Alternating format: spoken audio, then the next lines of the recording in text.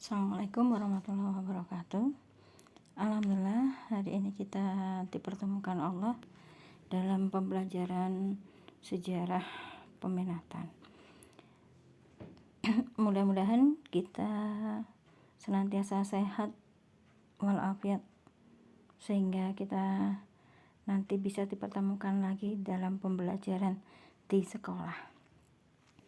Ananda semua, hari ini kita akan belajar tentang sejarah sebagai peristiwa.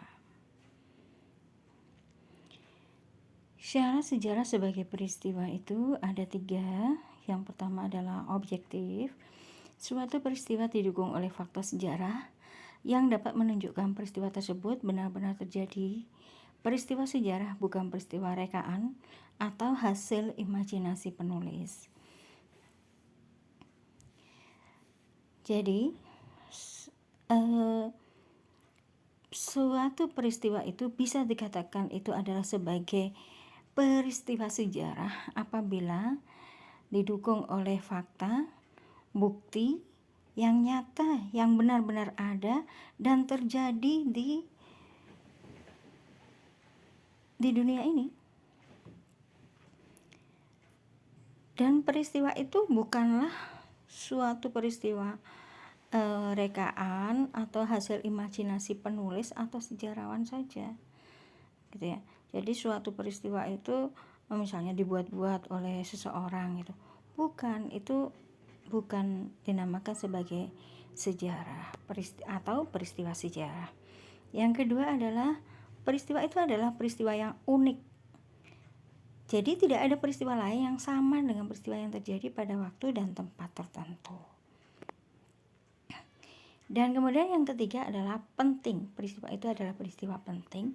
Setiap peristiwa memiliki arti penting dalam perkembangan ilmu pengetahuan serta kehidupan berbangsa dan bermasyarakat. Fakta-fakta sejarah mengandung pelajaran tertentu bagi kehidupan manusia. Gitu ya. Jadi amat sangat penting peristiwa itu, gitu ya.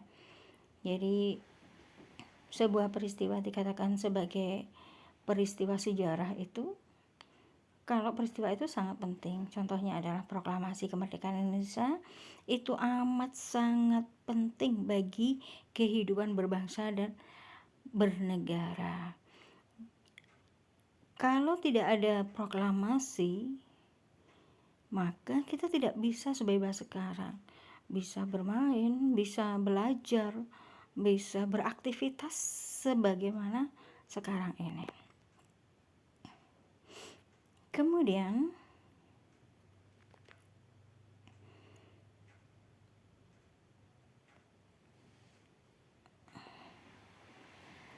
adapun ciri-ciri sejarah sebagai peristiwa, apabila memiliki yang pertama, peristiwa sejarah merupakan suatu peristiwa yang abadi karena peristiwa tersebut tidak berubah-ubah dan tetap dikenang sepanjang masa. Ya. Jadi peristiwa proklamasi itu akan diingat benar oleh bangsa Indonesia itu sebagai peristiwa yang abadi.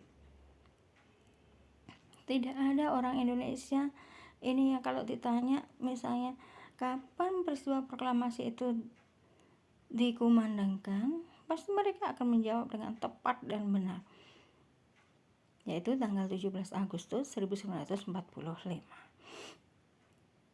Ciri yang kedua adalah peristiwa sejarah merupakan peristiwa yang unik karena hanya terjadi satu kali seumur hidup dan tidak akan pernah terulang secara persis untuk kedua kalinya. Memang ada peristiwa yang hampir sama, gitu ya, tetapi tidak akan sama persis, gitu ya. Nah, itulah yang disebut dengan peristiwa sebagai peristiwa sejarah. Dan yang ketiga adalah peristiwa sejarah merupakan peristiwa penting yang dapat dijadikan momentum karena memiliki arti penting bagi banyak pihak. Oke, seperti yang tadi saya sampaikan, bahwasanya peristiwa penting itu contohnya adalah proklamasi kemerdekaan Indonesia. Kemudian kita lanjutkan sejarah sebagai kisah. Interpretasi sejarah sebagai kisah. Ini contoh sejarah sebagai kisah itu seperti ini. Ada kota Yogyakarta tempo dulu. Sejarah Indonesia modern 1200 sampai 2008. Bukan 350 tahun dijajah gitu ya. Jadi banyak pendapat gitu ya. Jadi Indonesia itu dijajah oleh Belanda itu ternyata nggak sampai 350 tahun gitu ya. Kemudian ada sejarah Asia Tenggara dan masih banyak yang lainnya. Sejarah sebagai kisah bersifat subjektif. Subjektivitas dalam interpretasi sejarah tersebut dipengaruhi oleh beberapa faktor. Yang pertama, karena adanya kepentingan. Yang kedua, adanya kelompok budaya. Yang ketiga, perbendaharaan pengetahuan.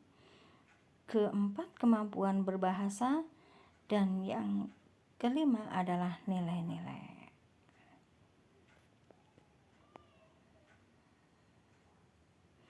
Kemudian selanjutnya adalah sejarah sebagai seni.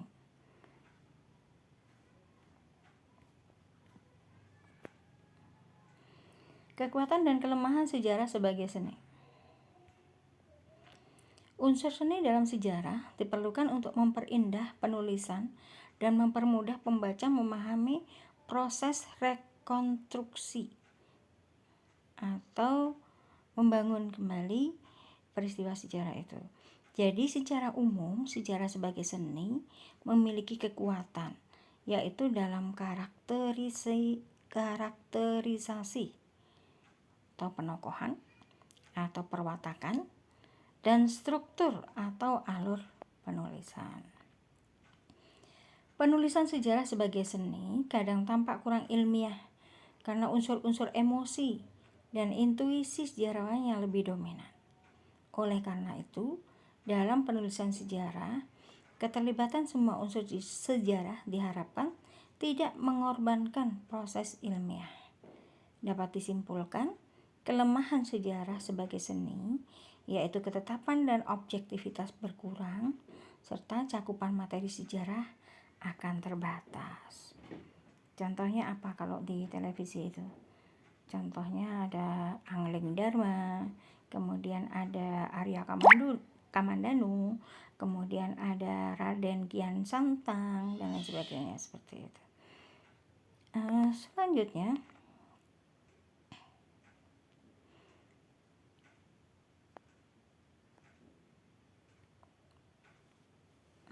unsur sejarah sebagai seni. Menurut Willem Dilthey, seorang sejarawan dan filsuf modern, sejarah adalah pengetahuan tentang rasa. Sejarah tidak hanya mempelajari segala yang bergerak dan berubah atau yang tampak di permukaan, tetapi juga mempelajari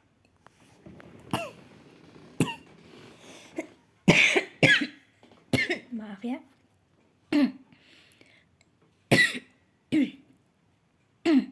Saya ulang. Sejarah tidak hanya mempelajari segala yang bergerak dan berubah atau yang tampak di permukaan, tetapi juga mempelajari motivasi yang mendorong terjadinya perubahan atau bagi pelaku sejarah. Hal tersebut yang mendorong sejarah sebagai seni. Sejarah sebagai seni memerlukan beberapa unsur berikut. Yang pertama adalah intuisi, kemudian imajinasi, kemudian emosi, dan yang terakhir adalah gaya bahasa.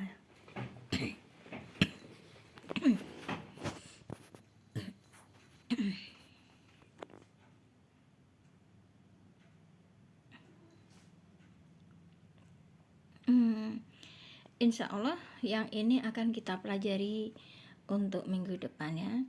Kiranya cukup sekian dulu dari saya, kurang lebihnya mohon maaf dari saya. Wassalamualaikum warahmatullahi wabarakatuh.